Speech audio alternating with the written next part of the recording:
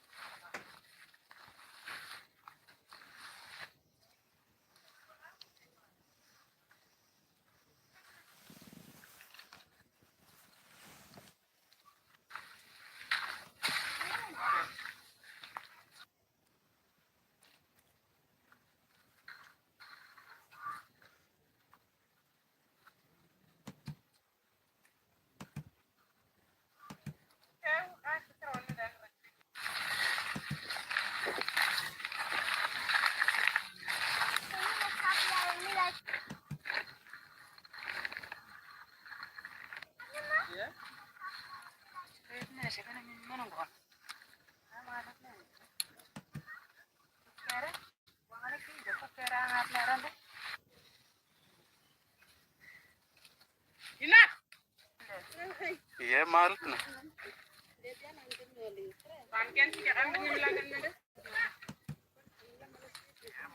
पर मुझे याद जिंदगी guys thanks for tuning into this YouTube channel. We're here at the garden site collecting some vegetables like Kikori, pumpkin tops, and also we love some taros here as well.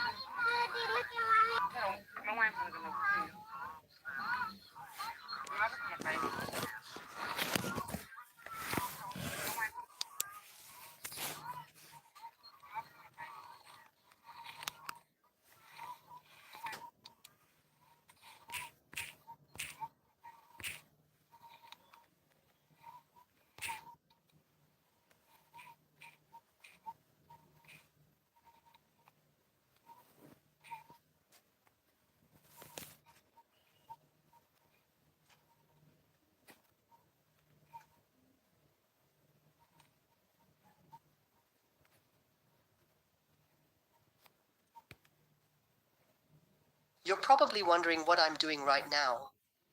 At this very moment, I'm activating a... You're probably wondering what I'm doing right now. At this very moment, I'm activating a... You're probably wondering what I'm doing right now. At this very moment, I'm activating a...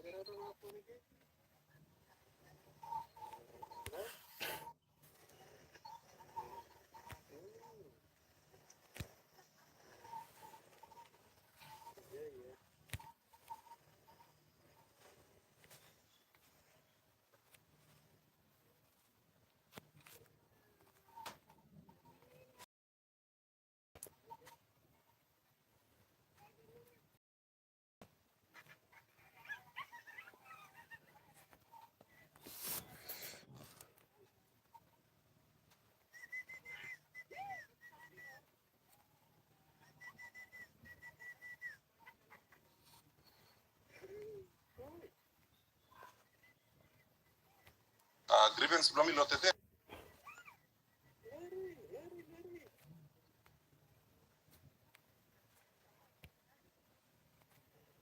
Grievance belum ilotete.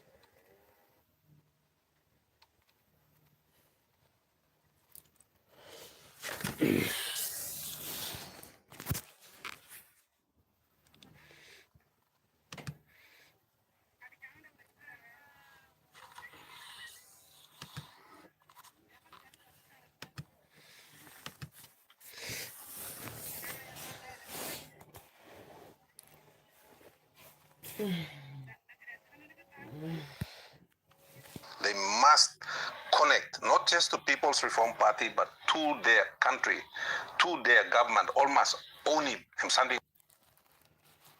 You know, if I do take it before the court, then I can talk about the issue like what we're having this conversation about now. So Milusim Ronglon, I thank them for the opportunity that they've given me to actually find a footing in this industry and you know, allow me to meet the likes of yourself and other esteemed Papua New Guineans in the career that I've chosen. But in this case, this is just I just thought we'd clear the air on just the first part about it. So after trouble, on that note. No, it's good that we are out with this, but I just wanted to, like, one of the things that this reminds me of is that, you know, in Nazi Germany, when that country was moving towards fascism under Hitler, they began to control the media and all of the people in government agencies, just like you're seeing in telecom and all of these guys. Yep. They started to collude to push Germany towards an authoritarian government and towards, I guess, fascism. And we all, you know, those who know history. And the funny thing is, you know, the international agencies that rate countries for their acceptance of democracy, they've already Papua New Guinea is not classified as a democratic country anymore. Serious? It's a country that's moving towards authoritarian authoritarianism. Wow. So we're no longer classified as a democratic country. So the international agencies, and I think, Peter O'Neill wrote an article on that, in the former Prime Minister, and he's quite right. So what we're seeing with this particular government is that they're moving more and more towards countries like Nazi Germany used to operate in the past, more authoritarian governments like dictatorships like North Korea, like Russia. That's where we're moving. So it begins with the censorship of media, because as you know, in democratic countries, the media is supposed to be the fourth or the fifth, Fourth state. It's the fourth state. Yeah. The media is intended to keep governments honest in democratic countries. So the fact that this government, and to some extent the previous government also was doing it, but this government is taking it to a new level. They're really trying to control and keep a lead on media. It demonstrates that we're not interested in this, the fourth state, the media, being part of our democratic process. So I think what's happened to you, I think in the past there was Scott Wyden and a few others who were terminated from MTV, I think I remember. Yes. So, that was the beginning. And then, this is the scary thing. And this is why I think all Papua New Guineans should be afraid and they should be worried, because countries don't just suddenly become authoritarian. Yes, in some places you get military coups and that kind of thing that pushes it straight there. But in a lot of places it's more subtle. Also work in ECEC. You know the story of putting the frog in the cold water and putting the pot on the fire and then just bringing it to the boil. The water is getting hot. The frog is cooking. But the frog doesn't realize it's cooking. And pretty soon it's going to be a feast for somebody. Well, Papua New Guinea is like that. We're like that frog that's being put in the water, and the heat has been raised slowly. So we're cooking. But outside agencies have already rated us. They're rating us. We already tick all of the boxes for a failed country. So we're sort of heading in that failed country direction. And so not only that, we're beginning to tick all the boxes of an authoritarian fascist government. That's where we're going. But in this case, this government is using Christianity as the tool to drive us towards this authoritarian government. And that's I think scary. And most Papua New Guineans, I think, are oblivious. You may not look somewhere or something, come up, but it's happening. You look at the police force, they're paralyzed half the time. You look at the Ombudsman Commission, they're totally paralyzed, practically ineffective. You look at like ICAC, look at the problems with ICAC. Auditor General is just a shadow of what it used to be at independence, So all of those agencies that were developed with teeth in 1975, they are now toothless. Their teeth have been removed. Their fingernails have been removed. I think their brains have even been removed. They're just like paralyzed. And so what's happened to you has come as a big shock.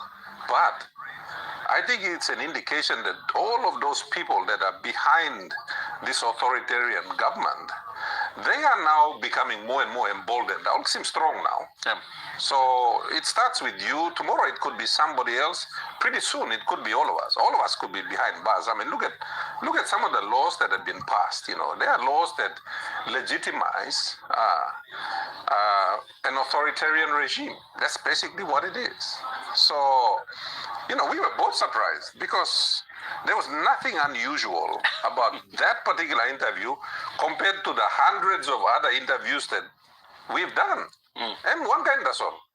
But these people have found a way to fault it, because what's been happening is that Ogara man we now stop inside this little government agencies here. Them all boyblo boss. They are all boyblo boss. They all bow down to the boss. They all serve the boss. They no longer serve the country. They serve the boss. You look at him. And that's the danger. When everybody starts worshiping one particular guy and they start to idolize that person and they start to believe that this guy can do no wrong, that's what happened to Hitler. Everybody thought, Hitler was a gift from God. Look at what Hitler did, He ended up starting a war that killed so many people, and we're forgetting because it's 80 years later. But it's no surprise because around the world we are seeing the rise of fascist governments, and I believe Papua New Guinea also has a fascist government, which is why it's moving towards authoritarianism. True, Tomas, and especially when it comes to, like you mentioned, especially when it comes to those senior, those particular people, you said as a boy blongola. In my case, the thing that was I found really irritating was when my CEO gave me my termination. He said these words. He said, "I'm sorry, but it was either you or me." I was like, "Wow, okay." So that's the same thing. That's the sad situation we live in right now, where job security, providing for your family, whatnot. We've got to a point where No, it's not just you. Look at all the government contractors. Emol Boyblo government is in contract, yeah? We had Fletcher Morobe.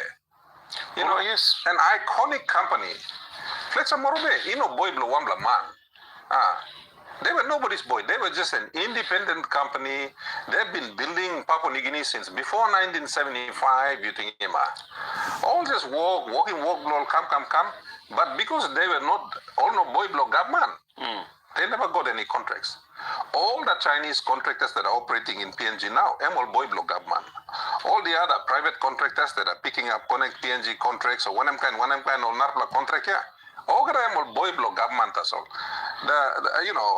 Companies that are getting like medical contracts, medicine supplies, education book supplies, all the Boyblo government as well. You look in. That's a fascist government. But it's happening. So all start finish, all get a contractor, all Boyblo government. Next thing you know, people like you and I, we all become victims of government now. You look in. There's no independence. Nobody is neutral anymore. You are either siding with the government, supporting the government, giving money to the government to maintain the government, or you like start independent or one and you now. That's basically what's happening. True, Tomas. Now, when it comes to when it comes to like moving on from where we are right now. Now, very, very recently, you just taken on a new role as the new party leader for the People's Reform Party in this case. Now, James Donald stepped down, giving you the mantle as the leader of the party itself. For many Papua New Guineans who might be wondering, how long was this? How long have you been? When were you first approached to take the helm, or even to join People's Reform Party? Because you remember when we were having conversations, people kept bringing in saying, "Governor, you need to start in Party Blue. We are going to contribute now. At least every fortnight we'll send you $100 or whatnot." People are some skin pen minister. They're tired. Well, I think when I left National Alliance 2 years ago now, and I became an independent, a lot of parties were talking to me and saying, "Come take this party, come do this, let's do this, let's do that." And me it was like thinking Blomi and fix minister me by penis na lusin. Because work Blomi and civic, that's my job.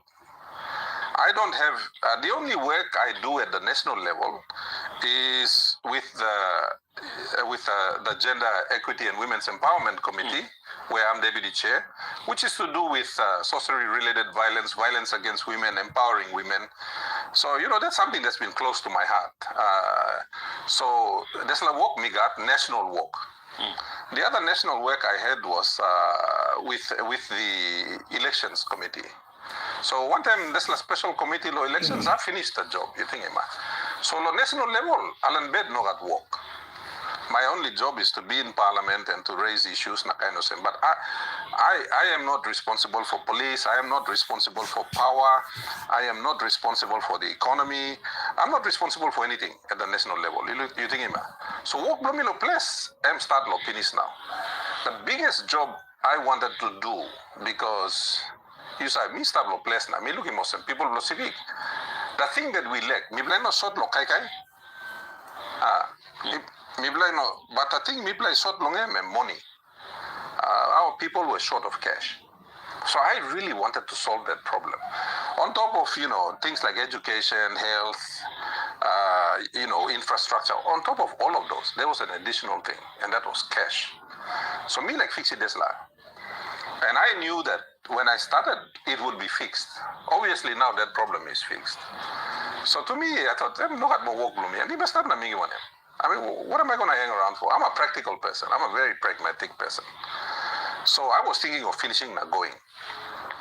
Because I'm good at building industries, I helped build the vanilla industry. I'm now helping build the cocoa industry. I mean, before what we did, cocoa was always here.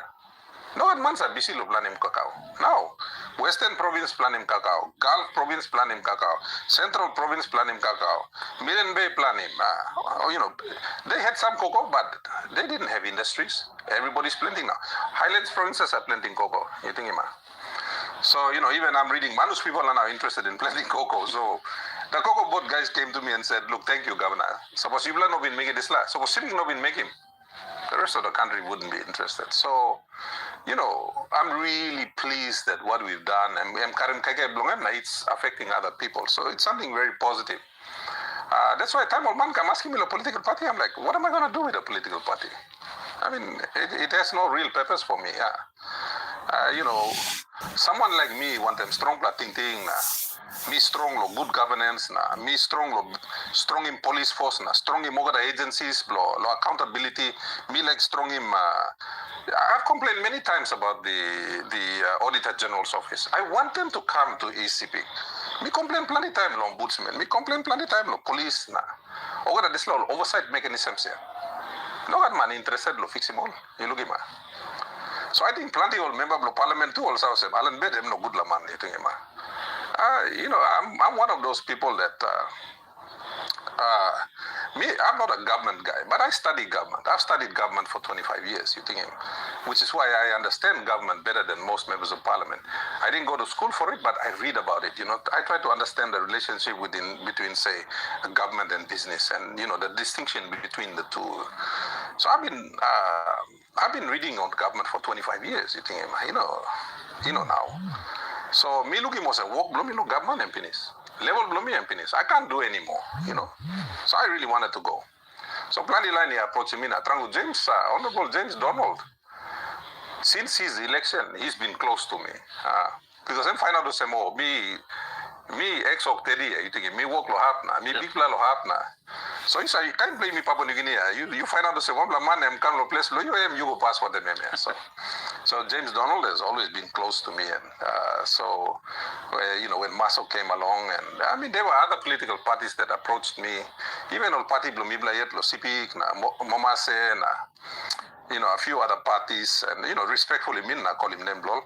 I mean look, they were good parties, nothing wrong with them, but Belblumi, excited working on this work. I became leader of National Alliance for about 3 months, and I dug into the background and the financial records of the National Alliance, and it wasn't a very nice thing and I'm not going to go into the details, but there were issues there. So I thought, oh my God, I don't want to pick up a political party, na bagat kind of heavy blow, na baggage blow, na kind problem, na. So for me, like, plan for me, 10 years politics, finish, go back to private sector. That was my plan. So, me not been putting planet in the land. But then as, especially Trangol Civic, I'm one of them, Me go to place, na, me go me around looking online and tablo dragi kia, online blo me et lo, piwek, online lo, sem, polwan wan hab wasara, abunti, online lo engoram. Time me go na looking more planty or kara na to, please, no can no se me bla. You start one more time. So, and then of course there was the calls from around Papua New Guinea too. And the only real way that someone like me can make a difference is if I'm in charge. I don't want to be in charge because Civic too, when I was put in charge, plenty man feeling pain. Me hard laman, you know. And a lot of civics know that. They know that I'm a hard guy. I'm not here to please anyone. I'm here to fix something. Now, if you're gonna fix something, that you need to replace the engine. Come out engine na trome na put in nubla engine you think ma. Them kind head me got there. So in civic, like the public servants, man, the e-civic public servants, they fought me for 5 years. Plan the blow to passing talk Milo election because I was just too hard. But then time will looking all same or something start current kege or the public servants will start law. The ones that didn't like me, they became my greatest defenders. You know the ombudsman, when I was nominated for prime minister last year, ombudsman sali wambla team goran lo investigating milo wiwek ya.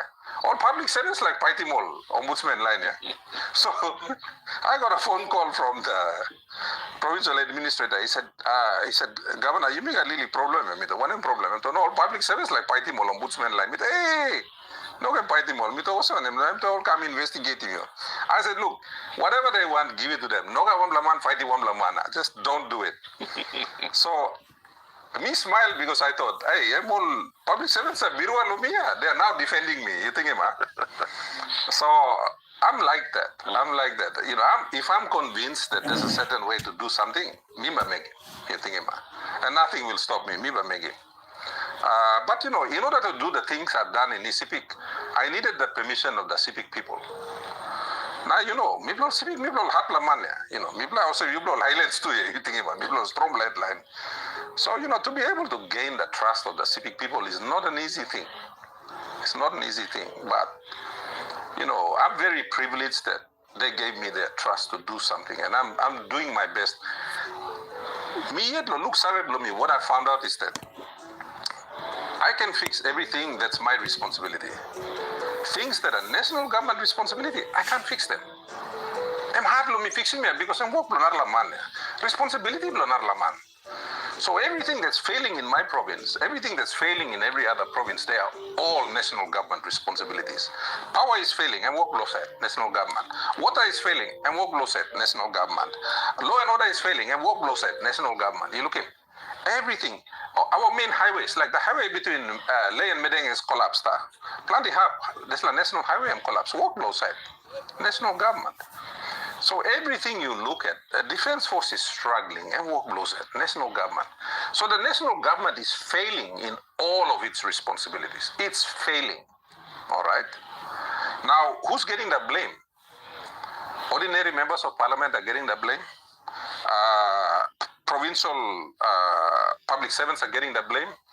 Governors are getting the blame. Meanwhile, there's a protected species here in Port Moresby that don't get the blame, you see. So there's a really serious problem there that nobody seems to be able to fix. Even James Marape, respectfully, I'm 7 years now, I'm fixing one Sunday. All this is the same problem here. You know, why did many of us want to get rid of Peter O'Neill? Because I didn't have power in ECP and I was fighting for power in ECP. Law and order was collapsing in ECP and I was fighting for that. Now me saw was a problem in national government. Now me fight one day Peter O'Neill or this liar. Now, 7-8 years after Lomibla Rosin Peter O'Neill, the guy who replaced him can't fix those problems. So by me making one, you see what I mean? So anyway, coming back to the political party situation. So time over a month talk, okay, look, give it a go, take over a party. So Miss Kelly, there were 5 really good parties that approached me. No Lasani wrong, Lord. And like me sit down Miss Kelly. Now me man go long way. I don't just look at today and tomorrow. So James Donald and his team, they asked me about 6 months ago. Now James M. Karna to Bigla. How's money I'm stabia? I'm not sim na yumirani. All that la good la brata too, Trangoli can talk. But I needed like a framework. Out of all of these ones, which one do I choose? The first thing I wanted to do was I wanted it to be a clean party. And in fact, 4 of those parties that came and asked me, 5 of them, they were all new. Clean records, no issues with them. So they all passed my first criteria. My second criteria was that I didn't want a Momase party because me blow Momase. Na suppose me si Momase party all papuni ni bata ay moliet ya all make him laps tabi. So that eliminated a number of those parties because they were from Momase. So, and then that the other one I wanted was I wanted a party with young members of parliament. Some old member of parliament will come inside, thinking long and good plan. All no bagara. You know, so you, in a sense, you start one a clean sheet of paper. You know, and so for me, and then the other part was I'm about reform. Everything I want to do is reform, you know. So the only party that had that, and it had it in the name, was People's Reform Party. They had it in their name. And so that's why, in the end, this party fitted me. It was a good fit for me. And the other thing also that I wanted was, I'm definitely like, okay, or people will speak talk na, Bamiron 2027. But that's the absolute last time. No one. And me, but what am I going to be? So you have to be realistic. You need to get out and not die in the seat, you think, Emma. I mean, I respect, look, Grand Chief Sir Michael Somare, Sir Julius Chen, one of a kind. You know, they were, but I cannot compare myself to those two incredible men.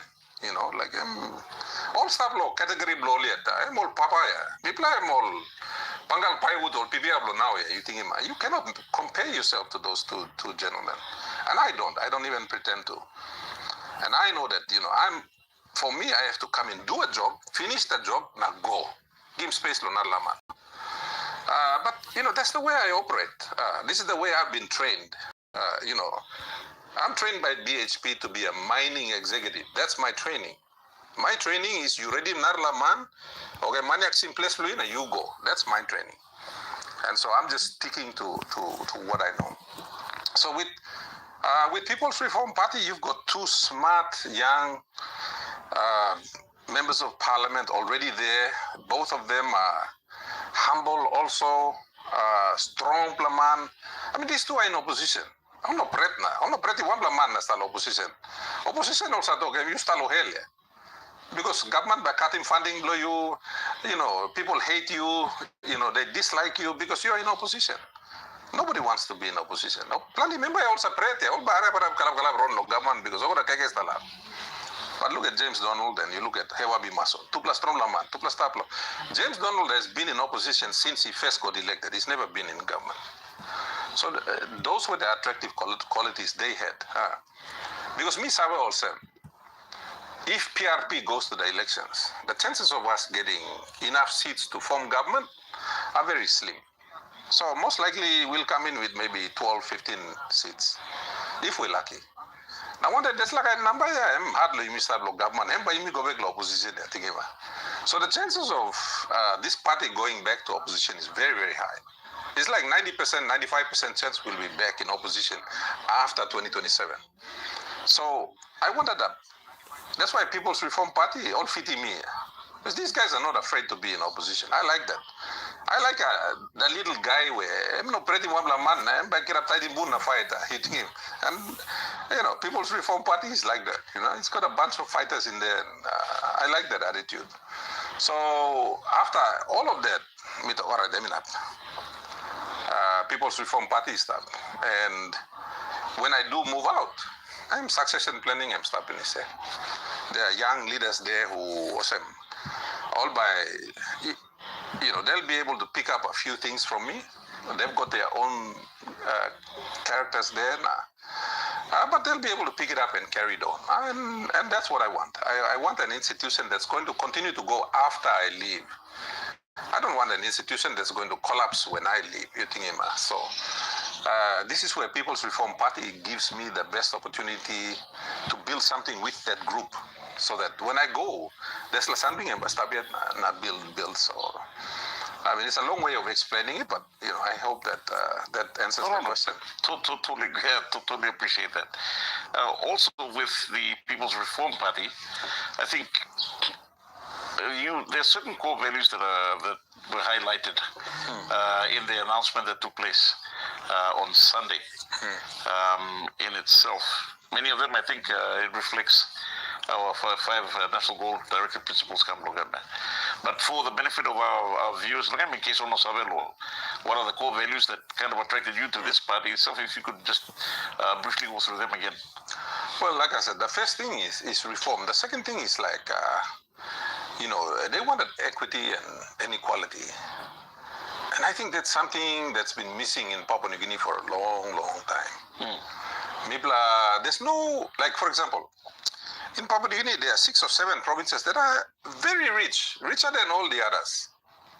So the other 15 provinces, people are poor cousins. Isipik is one of them, So one of the core values that, for me, that's really attractive about the People's Reform Party is, and it comes from Western Province. It comes from one of the rich provinces. And, this time you can look at like, there are 2 landowner groups that you never have problems with. The owners of Oktedi and the owners of Lehir. Have you realized that? True. They're very good people. Western Province people, online blow share him something. They don't fight over things there. So I'm not surprised that a party from the Western Province recognizes that the national wealth needs to be shared equally. You look in. I'm not surprised because I'm passing blow there. This line the Western Province here. They're very nice, peaceful people. Online blow greedy or stuff like culture blow. So to me, that was the most attractive thing out of all of the policies. A lot of the policies you can go on the website and read them. They've done a great work. The brilliant thing is the party themselves sat down and came up with the party policies. When I agreed to join them, we brought in a couple of experts with PhDs to review the policies and fine-tune them. So one of the reasons why Mibla making Mosemen, because we wanted educated Papua New Guineans, when they come and read the policies, all by looking Mosem, M. Saveman write him. But the basis for it actually came from the party members themselves, the original party members. So all we've done is sort of enhance them, put him out. So a lot of the party policies might seem, what's the word, generic. Ogaraman got same kind of party policy. But the difference with, I think, the People's Reform Party is that there's the genuineness to actually do it. Like, for example, if we ran the country, the very first thing we would do is we would try to make it, this second national goal in the directive principle, we would try to make it universal across Papua New Guinea. Actually implement it. Totok nadilo mouse, write in tasolo paper, walk in. And for me, that fits with my own ideas of empowering provinces and moving towards a block grant model. To me, if you want to solve Papua New Guinea's problems, you've got to fix the economy and you've got to fix the financial problems. The way to do that is through a block grant model. Like, if you use a block grant model, you would stop borrowing money tomorrow. PNG would not have to borrow money anymore. Stop him over there. At the moment, we have a political patronage financial system where Prime Minister Sinda Natogoge give him money at 300 million kina rot, give him money at 247 million kina rot, give him money at 280 million kina, so I'm by kissing this la money, na buy him this la buildings, la mospi. Like, this is the way the country is being run. It's run at the whims of the Prime Minister. Prime Minister Basida na to give money adesla, give money adesla, give money adesla. It's not systematic. The country is run based on feelings of one man. And that's been my experience when, like the first government I was part of was the Marape government. And I sat in there. I took some proposals to that government that could have transformed this country. Prime Minister James Marape had me do a whole presentation late one night law. How much for cabinet or ministers, how much for governors, Ogaraman, yes, fighty, we never did anything about it, you see. So I know that this government is not committed to anything long term. It's just committed to staying in power. And that's one of the reasons I left. I'm here because I want to do things. I want to achieve outcomes, you think, Emma. I don't want to come and waste my time. You meet to talk story, grease, drink coffee, we want to solve real problems, and I don't see them doing it, you see. But PRP, People's Reform Party, we want to reform everything, from every structure namelo national sub-national government. We want to reform them all. And we don't want to take 8 years to do it. We want to do it in the first 12 months. Kudim ogada reform ya gonza, and then Larry Memwoka. As I said yesterday, we want to lay down the train tracks. Put him track here. So that you put the train on top here, you saw saying Baron Leana Golahap. Larry run number, or a man run the four-wheel drive, and walk like blow. No. It's got to be done like this. So that's why we call it a hard reset. And here's the thing I want to make clear to the people of Papua New Guinea. James Marape, he has no original idea of his own. Now he's using national reset. Where did he get those words from?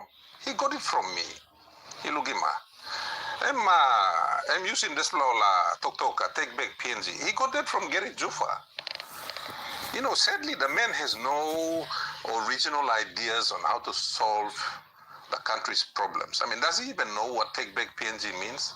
Does he even know what hard reset means? I know. Hard reset means taking the really hard decisions that nobody else wants to take. I mentioned it yesterday. It's about taking the bitter medicine, you think, Emma. So this is why the People's Reform Party, these guys understand, this team of great leaders, they understand the hard things that we need to do, and they want to take that road. I want to take that road. The question now is, do the people of Papua New Guinea want to take that road? Or do we want to continue with lolly sugar and see where that takes us? Because lolly sugar over the last 15, 20 years hasn't taken us far. True. You talk about the hard reset that's PRP mentioned yesterday as well. Now, when you talk about hard reset, and especially with reform being one of the key word here in your party, if you were to put some reforms in place, what would be, say, for instance, the immediate reforms that the country currently needs right now from your perspective as the party leader? Well, I've got something written down, so I might just go through it. If you're hearing these words, it's not a coincidence. Something powerful is moving. Yo, my people, it's Elster Africa here again, and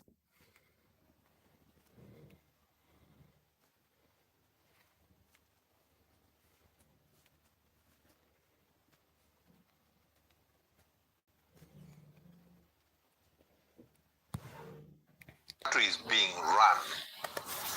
It's run at the whims of the Prime Minister. Prime Minister Basida nato gimania desla.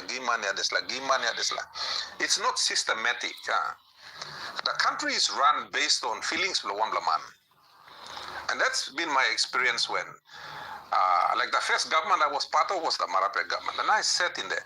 I took some proposals to that government that could have transformed this country. Prime Minister James Marape had me do a whole presentation late one night law. Hamas la cabinet or ministers na Hamas la governors na. Ogaraman, yes, fighty Anna. We never did anything about it, you see. So I know that this government is not committed to anything long term. It's just committed to staying in power. And that's one of the reasons I left. I'm here because I want to do things. I want to achieve outcomes, you think, Emma. I don't want to come and waste my time. You meet to talk story, Greece, drink coffee, we want to solve real problems, and I don't see them doing it, you see. But PRP, People's Reform Party, we want to reform everything, from every single agency, structure namelo national sub-national government. We want to reform them all. And we don't want to take 8 years to do it. We want to do it in the first 12 months. Kudim ogada reform ya gonza, and then Larry Memwoka. As I said yesterday, we want to lay down the train tracks. Put him track here. So that you put the train on top here, you saw saying Baron Leana Golahap. Larry run number, or a man run the four-wheel drive, and walk like blow. No. It's got to be done like this. So that's why we call it a hard reset. And here's the thing I want to make clear to the people of Papua New Guinea. James Marape, he has no original idea of his own. Now he's using national reset. Where did he get those words from? He got it from me. Ilugima. I'm using this law, Toktoka, take back PNG. He got that from Gary Jufa. Sadly, Looking to invest in U.S. real estate as a foreign national? Find your next investment property in just a few clicks with Home Abroad. Simply choose your investment objective and let our intuitive investment calculator do the rest. Get up to 75% financing with specialized mortgages without U.S. credit history. AI-powered property search, investor-friendly, and end-to-end support. From U.S. bank setup to LLC formation and property management. Get started today.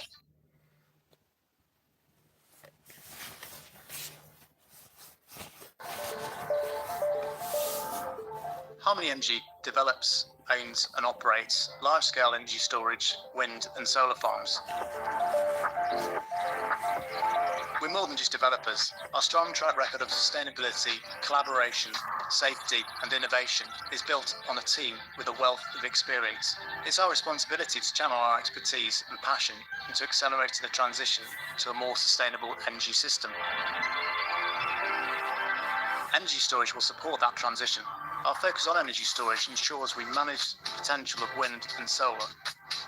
With every site we develop, we reduce our reliance on fossil fuels, ushering in a cleaner energy future with lower costs. This is the future we're building for everyone, for generations to come. Our projects work in harmony with nature and the local community through setting new standards with biodiversity initiatives, community funds, and cutting-edge technology to ensure safety and sustainability at every site. Sustainability is in our DNA, whether you're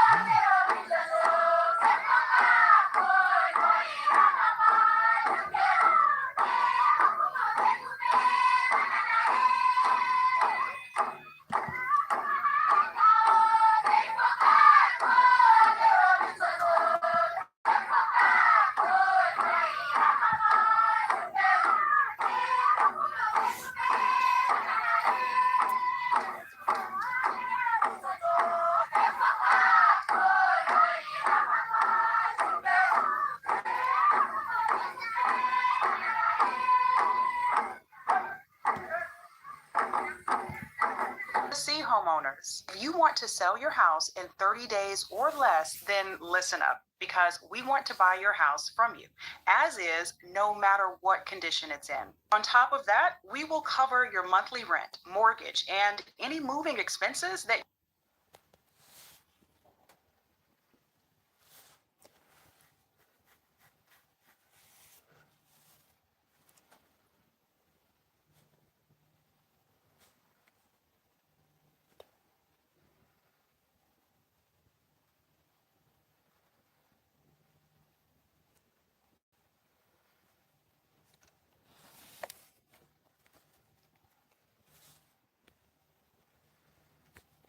expenses that you have during the process. So if you're looking to sell your house quickly without the BS and without any lowball offers, then click the button below, answer a few questions. It takes about 15 seconds, and we will give you a fair, legitimate cash offer today. So if you're ready to stop wasting your time with realtors that only bring you tire kickers and investors that only give you undervalued lowball offers, then click the button below to get a cash offer on your property today. Our process is fast, easy, and hassle-free.